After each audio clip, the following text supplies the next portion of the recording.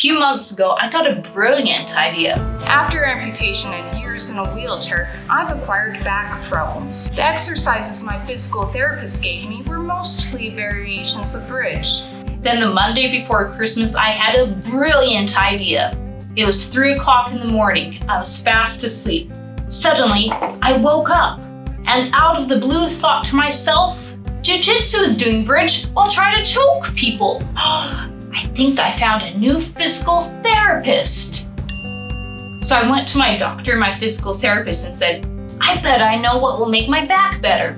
Jiu Jitsu. Now I'm fortunate to have cool people on my team. Instead of saying, that's crazy.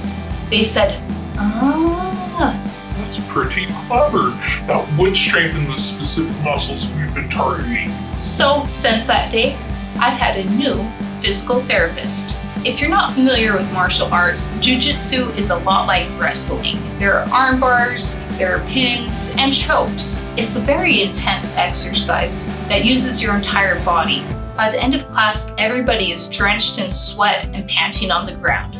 So it felt a little ambitious to go from being in a wheelchair for a few years to, hey, let's go try to armbar people who are twice my size. But, it's physical therapy. You don't have to win, you just have to get stronger, right? Learning a martial art is a lot like learning a language. Each martial art is its own separate language. Just because you know one doesn't automatically mean you'll immediately be a pro at a different one. If they're related enough, you'll have a leg up. Back in the day, I was an aikido black belt, which is about throwing people and joint locking them. And then added on taekwondo, which is about kicking them in the head. It's so much fun. I'd always wanted to add on one more martial art, and jiu-jitsu was at the top of that list. Professional MMA fighters who do well tend to be really strong in jiu-jitsu. And I'm not saying I was going to be a professional fighter or anything, but I wanted to be a well-rounded martial artist, but I was lacking groundwork. Aikido throws people but doesn't do a lot once they're down. And Taekwondo, you're just knocking them out. You don't do anything if they fall. I had a gap in my martial arts education, and pre-amputation me had that in my sights that someday I would do some jiu-jitsu. Fast forward to post-amputation me, my focus shifted to I just wanted to get back to the people and activities that I had enjoyed so much before. I completely forgot that jiu-jitsu is a thing. It was not even on my radar anymore, which is a little crazy because I'd watched Footless Joe videos and she's doing jiu-jitsu with one leg. Why did it not occur to me that I could also be doing this? I don't know. Something that I really like about the coach I have is that he doesn't treat me differently because I'm disabled. He treats me just like anyone else. The downside is sometimes things are different whether I like it or not. This is a metaphor for life. Determination can take you a long ways, but not all the ways. Like, I can't wiggle these toes because there are no toes. No amount of mind over matter is going to bring that back. With jiu-jitsu, there are some things I simply cannot physically do because there's not a foot there.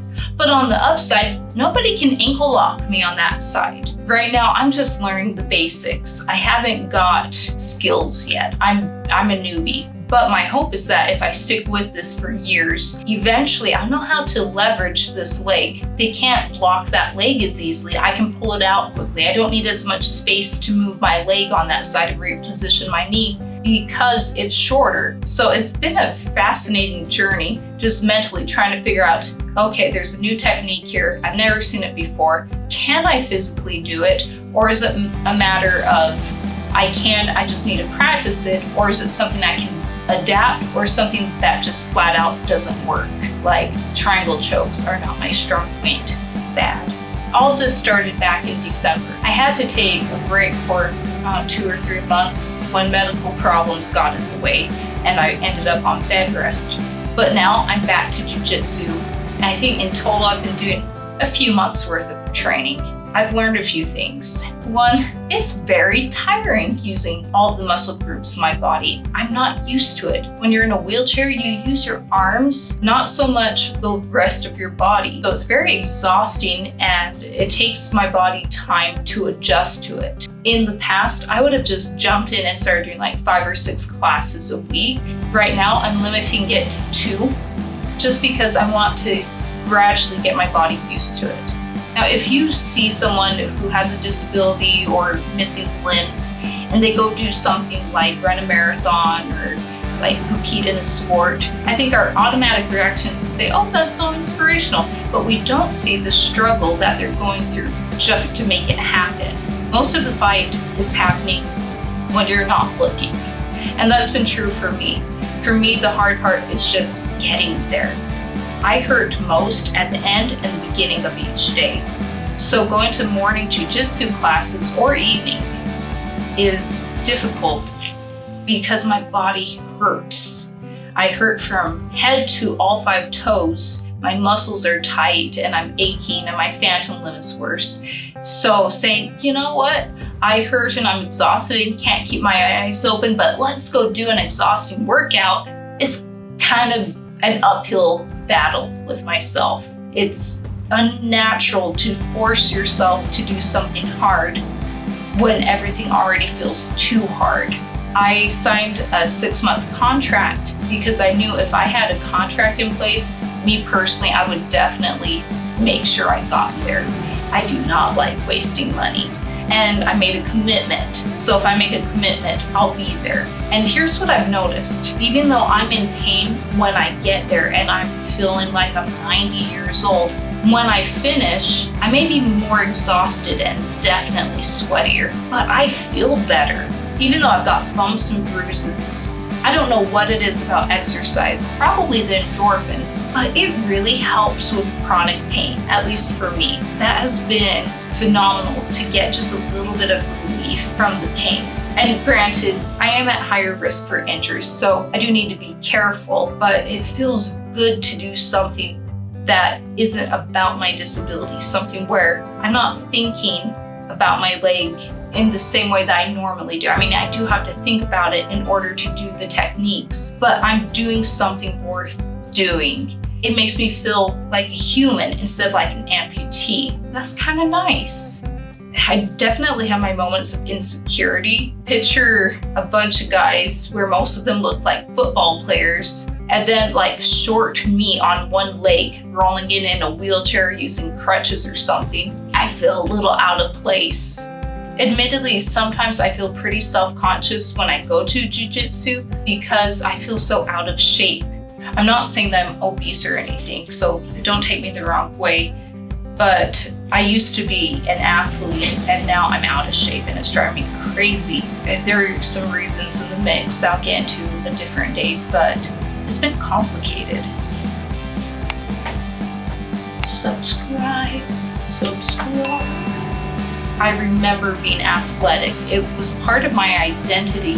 I don't feel athletic anymore. So I feel hyper aware of the difference between my current self and my past self when I'm in athletic situations, especially. It's good to get out of the house when you're feeling depressed and maybe a little bit discouraged. It definitely isn't the easiest thing that I do. However, sometimes we need a good challenge. I'm just noticing the benefits of getting some sort of exercise, even if it's not the exercise I most want to do, like kicking people in the head.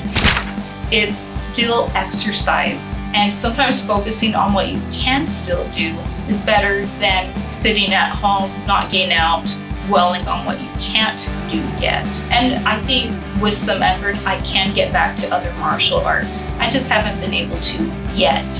When I go to jiu-jitsu, sometimes when I try to do different motions, I find I physically can't do them. And I'm not talking about the leg, more related to my back and like shoulders and things like that. And so then I turn around and go to my physical therapist and say, hey, like this muscle group doesn't feel like it's moving. Why is it locked up? And then he checks it out, like, oh, the fascia is really, really bound up in that muscle group. Let's break it apart. which hurts a lot. I'm being tortured. After he does that, then over time, like, okay, yeah, now that muscle group is working better. I never would have noticed, but because Jiu-Jitsu uses your whole body very intensely, it's helped me notice what's working, what isn't, what needs attention, and what's improving, what's going the wrong direction, and that's been useful. My simple desire to choke people out and make them tap has really paid off. Jiu-Jitsu is the art of trying to choke people up with grit. We know it's true, right?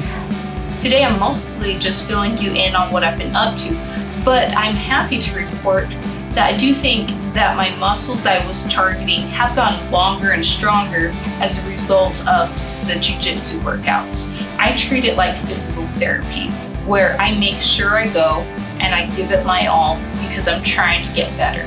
It just strikes me as funny that someone who's been in a wheelchair for years is like, I've got a great idea. Let's go do Jiu-Jitsu. That's the perfect way to get out of a wheelchair. It's counterintuitive, but so far it's working pretty well for me personally. This has been a very productive doctor's appointment. Thanks for hanging out with me while I ramble on. If you aren't familiar with my martial arts background and story, here's a video. Whoa, scary. And the other day, it was pretty funny. I was starting a round with someone and doing like the little, like, can you grab their hand, but don't let them grab yours thing. And neither of us were getting the other person's hand. And then finally the guy just looks at me, goes, and just like shoves me over and just go flying back. And it was really funny. And so naturally I pop up and just headbutt him in the gut because I'm like, oh, that'll knock him over. It didn't. I think I can do these things, but I just pick the wrong people to try them on. I need to find a midget. That's what I need to do.